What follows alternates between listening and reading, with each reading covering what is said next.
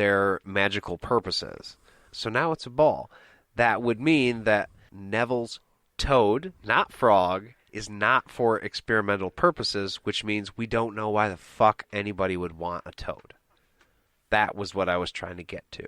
Boom. Yeah. Cradle the balls. We do a mic drop, but we care about our microphones. Just saying. Right. But, yeah, it's a very old as fuck sport. And he learns a lot of shit from that book. You want to do a beer break, Nate? I would love to do a beer break, Jade. Okay. Do you want me to start tonight? Yeah. Get it.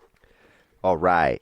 Tonight, I am drinking hard cider forbidden fruit. Original 100% Michigan apples. It's delicious. 5.5% alcohol. Gluten-free. Very important. I'm watching my figure. I'm going to Florida. Got to fit in my suit. How about you?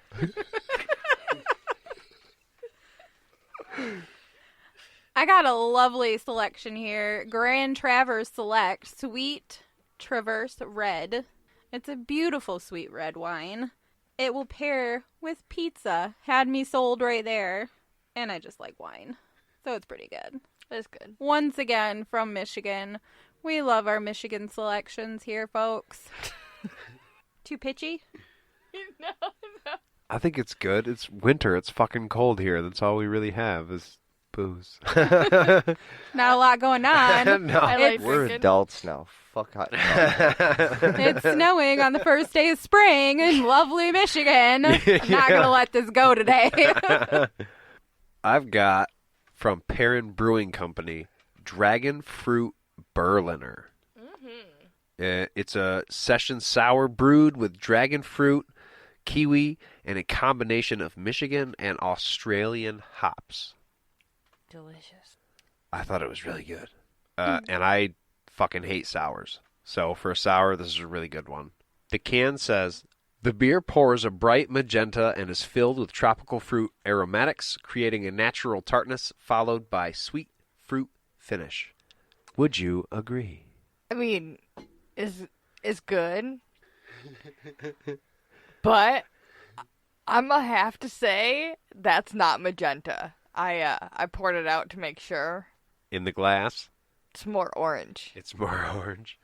Definitely not magenta. Yeah. I learned what magenta was from Blue's Clues when magenta was coming over. Yeah. And that's not magenta. That's exactly what I was thinking of. This is like a pinky orange, and that's not fucking magenta. Well, there you have But it. it's delicious. It's so drink not it. fucking magenta, but it is delicious.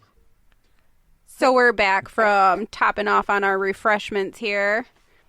And Hermione is breaking a rule. And I quite like this scene, because I think it'd be quite awesome to make some blue flames and just jar it up and be able to take it with you. I think that'd burn your hand after a little bit, though. No, because it's magic. It doesn't do that. Yeah, I feel like there's a lot of useful reasons you could have fire in your pocket. It'd definitely be useful, but I think I'm with James. It would probably burn you. If it was hot enough for them to be warming themselves by, it's hot enough to burn the shit out of your hands if you just touch it. Well, I mean, that's probably why it's not allowed. 'Cause it's dangerous. Yeah. But Yeah. also, she puts it in a jar, which implies that if you put it in a jar, it's fine. I mean, why would you put it in a jar? Why wouldn't she just like extinguish it if it would burn her in That's the jar? true, but the jar would be, Maybe- I don't know, the jar would be super hot then. That's all I'm saying. If it was glass, probably No. burst. Magic the jar. Magic the jars. fuck out of the jar.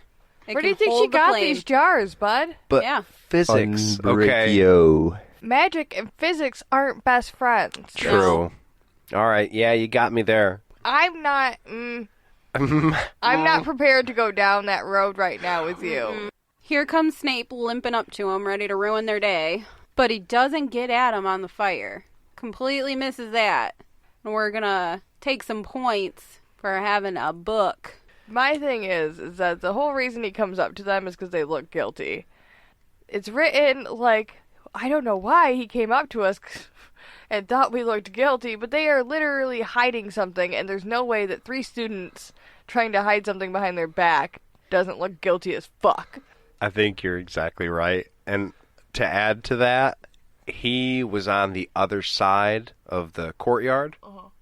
So those 3 pushed together, hiding something behind their back, looked so guilty that he noticed it from across the courtyard and was like, them 3 are up to some shit. I think he just doesn't like Harry.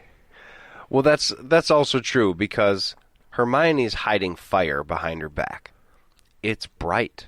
You would notice something like that. And he completely overlooks the fire to go after Harry's book, like you're saying. Or it could have something to do with the fact that book, it could give Harry tips on how to beat his house team. I hadn't considered that. Be like, I just can be trying to get a step up. Word's out. So Snape knows that Harry's the new Seeker, and he's probably thinking, fuck you, you're not going to get an advantage on my team. Dude, I didn't think about that. That's a really good point. I think he's just being a dick. I just feel like the 3 kids standing like with their backs to one another gave him a reason to come over, but instead of trying to investigate farther, because he does have a limp and he is a little suspicious at this point, he just like took the first thing he could grasp and was like, oh, you have a library book. I'm just going to take that and nail you to the wall for that, because that's easy. I had another question about this too.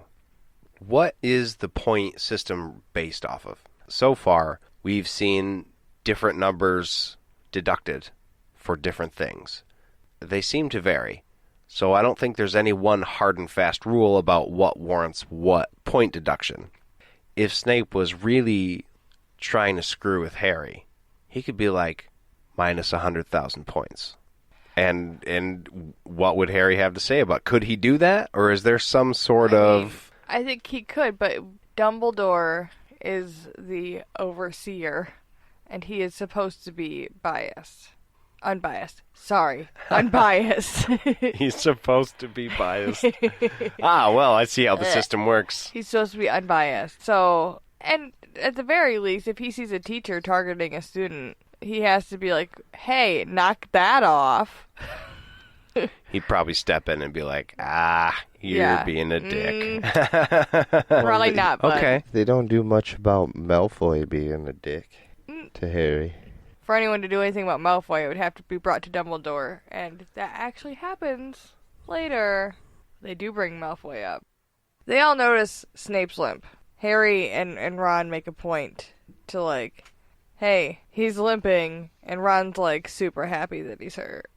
He's kind of brutal about it. He doesn't give a fuck. He's an 11-year-old little Snape kid. also treats him like dick.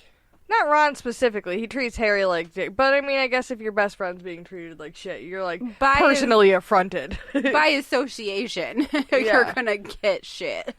Like, I think you're awesome, so fuck that guy. I do like that Harry gets a little ballsy and decides to go and get his book back.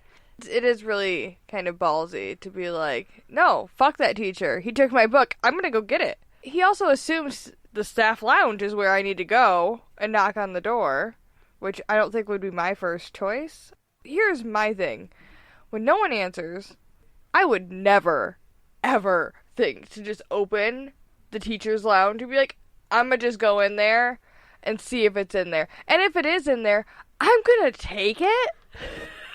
He didn't just get ballsy, he got, like, super ballsy. Like, from the worst teacher, the meanest teacher in the school, I'm just gonna take it. And he's not gonna say shit to me in our next class? Like, what? I just don't understand, because I would never have. No. No chance. James would have. And I was always worried that if you go in there, there's going to be someone coming out of the other side of the room, and you're going to get, like, a typical, like, TV sitcom moment, you know? Yeah, that would be very uncomfortable. Not gonna do that. I wasn't a Hermione, so I definitely towed the line, but I would never still have done that. So kudos, Harry, for having some A little bit of wild side there. Well, he doesn't walk in on the best situation. Before I read the line, or actually heard it because I was listening on Audible, I got all red-cheeked and started giggling because it sets it up like they're doing something weird. In a very different way. Yes, it does. Snape's got his robes all hiked up. He's got his legs out. Him and Filch are alone. Yeah. Yep. Yeah, no. I think everybody here, especially as adults, were like, oh! That's fucking weird. Right. But then we find out one of his legs is bloody and mangled, which explains the limping. But Filch is in there, and Snape is talking to him about the three-headed dog. So, my question is, does he tell Filch why he was there? Whatever Snape is doing, are him and Filch doing it together? Or did he just tell Filch, oh, I just, ran in there to clean up the shit from the three-headed dog, because there's a lot, and, it bit me. I guess you would assume they're in on it since he's talking openly about it, but, you're right. That's a good point. It never really does say whether or not he lied to Filch.